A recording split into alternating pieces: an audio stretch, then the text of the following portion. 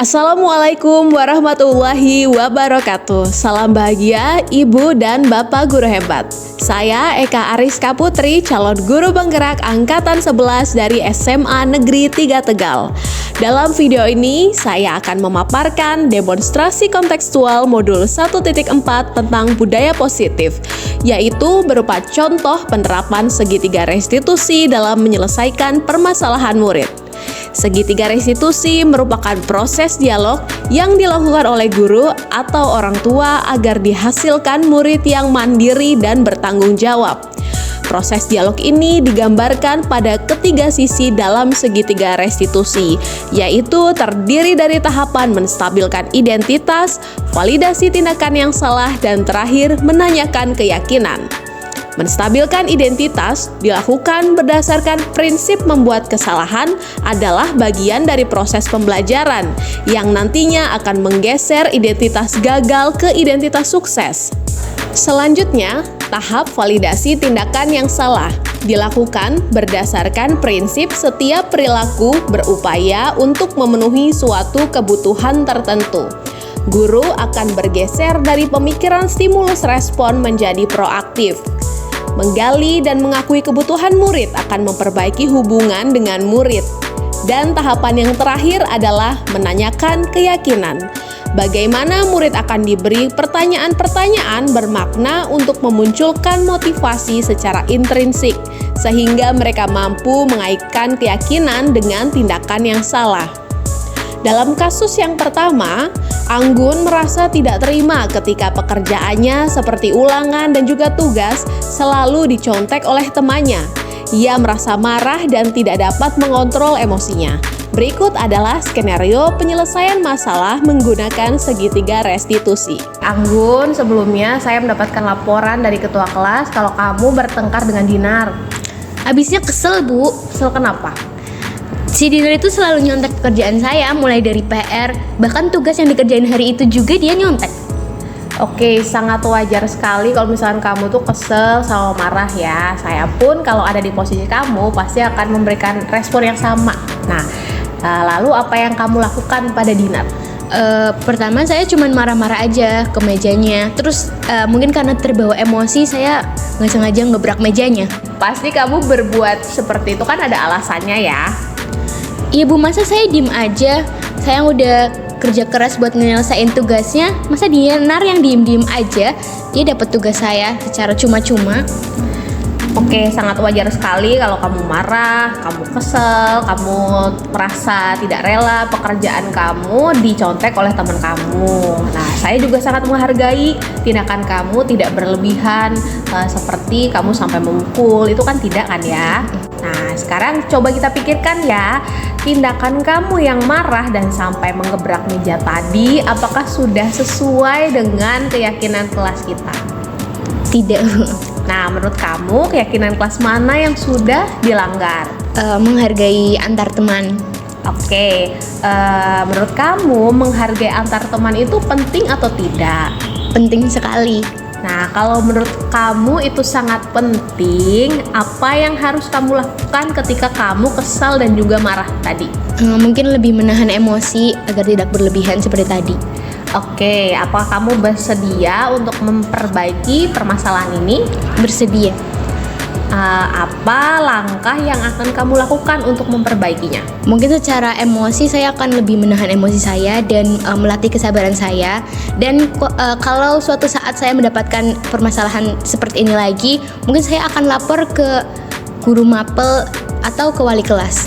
Oke, betul sekali. Solusi yang kamu tawarkan tadi sudah sangat tepat. Tetap semangat ya. Sekarang boleh kembali ke kelasnya. Terima kasih, Ibu. Iya, sama-sama.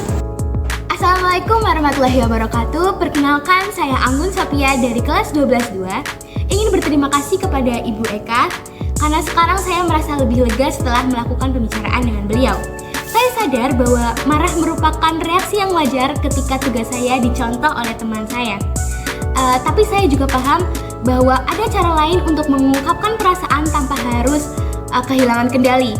Saya harus lebih banyak belajar bersabar dan melatih emosi, juga belajar untuk menghargai teman. Terima kasih. Dalam kasus yang kedua, Dandi sering datang terlambat ke sekolah sehingga banyak pelajaran yang tertinggal. Berikut adalah skenario penyelesaian masalah menggunakan segitiga restitusi. Dandi, saya mendapatkan laporan dari guru BK kalau kamu tuh sering banget datang terlambat. Iya, Bu. Sudah berapa kali kamu datang terlambat? Bu, saya terlambat sudah 4 kali, Bu. Nah, apakah menurut kamu keterlambatan itu adalah sebuah kesalahan? Iya, Bu, salah.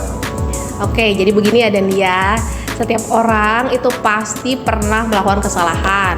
Tapi poin pentingnya adalah kita bisa belajar dari kesalahan yang sudah kita lakukan dan kita memperbaikinya. Iya, Setuju? Bu. Setuju, Bu. Oke, nah kita cari solusi bersama ya. Iya, Bu. Dandi kan sering datang terlambat, pasti ada alasannya. Karena saya sering bermain game hingga larut malam sehingga mengurangi jam tidur saya.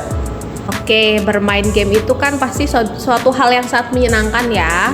Tapi porsinya itu tidak boleh berlebihan. Tadi kamu jelaskan, kamu sering bermain game, kamu jadi tidurnya telat, kamu bangun kesiangan, terus sampai kamu akhirnya datang terlambat. Nah, apakah sudah sesuai dengan keyakinan kelas kita? Tidak, Bu, tidak sesuai. Nah, menurut kamu keyakinan kelas mana yang sudah kamu langgar? Keyakinan kedisiplinan, Bu.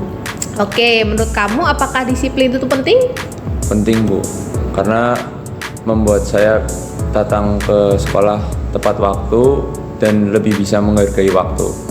Betul, menghargai waktu itu sangat penting dan juga sangat bermanfaat untuk kita. Misalnya nih, kita bisa dapat mengelola waktu, terus menggunakannya untuk aktivitas yang lebih berguna, dan juga dapat melatih rasa kepedulian kita. Nah, sehingga akan membantu kita, terlebih kamu, menjadi individu atau pribadi yang lebih berkarakter, lebih mandiri, terus lebih punya keterampilan yang akan bermanfaat di masa depan.